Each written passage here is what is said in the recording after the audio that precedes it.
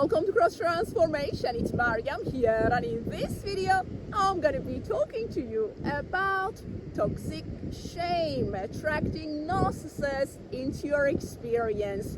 In this video we want to understand how toxic shame may result in codependency and may increase the likelihood of attracting narcissists into our experience. Specifically, we're going to be talking about the two following patterns. Number one, negatively impacted sense of self, and number two, ongoing feelings of inadequacy. These two patterns are the manifestations of toxic shame. We need to identify these two patterns. We need to do the healing work to come out of toxic relationships, or to put an end to attracting narcissistic abuse into our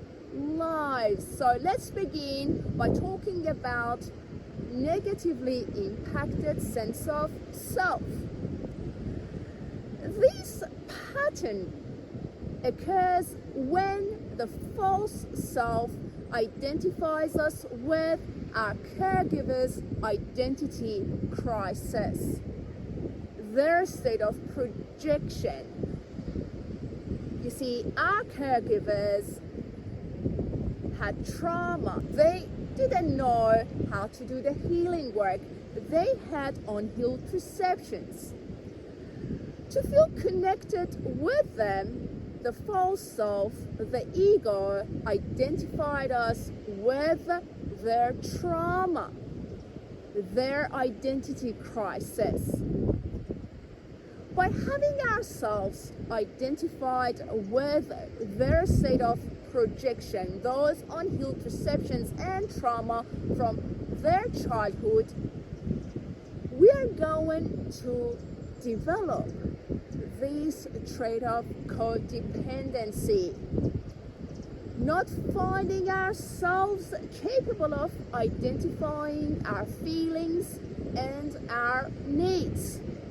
When we don't know how we feel, when we don't know what our needs are, we are going to attract abusive partners, abusive relationships, including the ones with narcissists.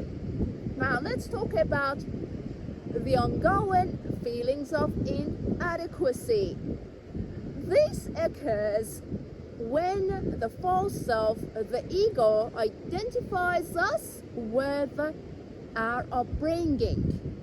When our upbringing was in an abusive environment, the false self identified us with that environment, that atmosphere. Moving forward in life, we keep identifying ourselves with toxic environments, right?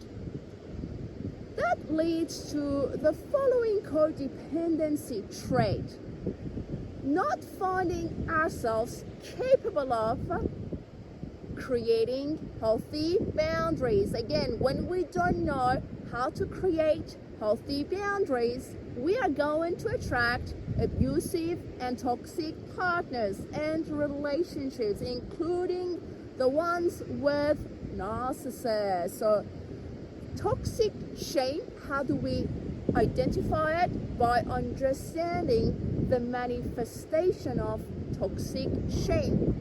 The two patterns that I talked about can help you identify if you've been struggling, experiencing toxic shame, if the false self has been identifying you with toxicity, with your caregiver's state of projection, with that toxic childhood, right?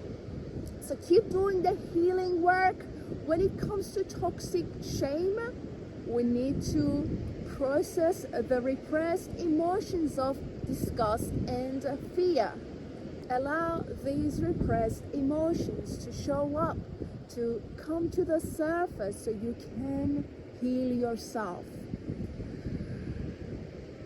You see, you are on this beautiful journey, the journey of your soul, returning to who you are, unconditional love, arriving at the realization that you are a child of God. Your identity is in God, not in your childhood and not in your caregiver's state of projection. Allow yourself to arrive at healing. Commit to healing your soul on an ongoing basis.